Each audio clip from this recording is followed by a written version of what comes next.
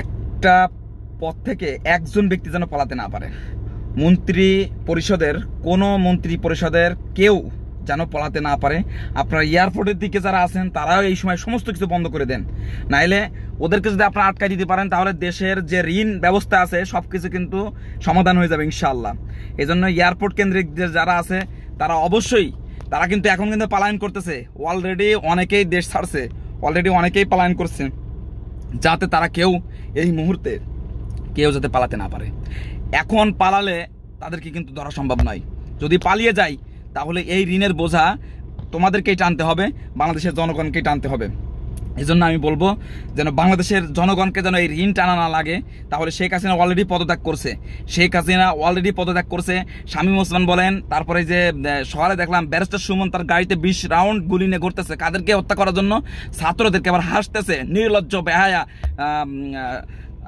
এরপরে আপনার সাকিবুল হাসান, মাশরাফি বিন মুর্তজা সব বয়কট।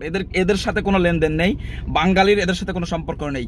বাঙালি গাদ্দারদেরকে বাঙালি চিনে ফেলছে।